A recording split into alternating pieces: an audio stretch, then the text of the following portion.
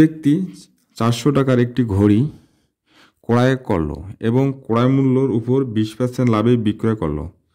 ঘড়িটির বিক্রয় মূল্য কত টাকা?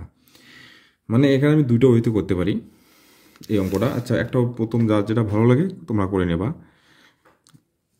যে 400 টাকা ক্রয় করে 20% লাভে, তাহলে এই 400 টাকা এর 20%, তাহলে 400 এর 20% মানে কি, উপরে 20 নিচে 100। দেখো এখানে বলা আছে যে এত টাকার উপর ক্রয় করে 20% লাভ, তাহলে হচ্ছে কত, 4 দুগুণ 8, 80 টাকা।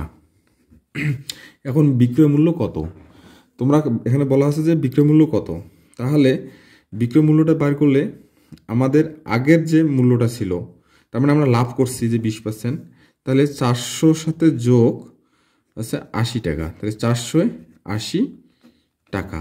আচ্ছা, এটা হচ্ছে অ্যান্সার। ঠিক আছে, এখন তোমরা যদি অন্যভাবে করতে চাও সেটাও করতে পারবা। যে এখানে খেয়াল করো যে 20% লাভে, মানে 20% লাভে, তাহলে হচ্ছে কি 120 টাকা। ঠিক আছে, এখন তোমরা লিখতে পারো যে 400, এই যে 400 টাকার লাভ হয়, 400 এর 120%, তাহলে 400 এর 120% মানে কি, উপরে 120 নিচে হলো 100, এই 2 শূন্য এই 2 শূন্য কেটে দেব, তাহলে হচ্ছে 0, 4 দুগুণ 8, 4 অক্ষে 4, এত টাকা। তোমরা যে কোনো একটা করতে পারো, যার যেটা ভালো লাগে।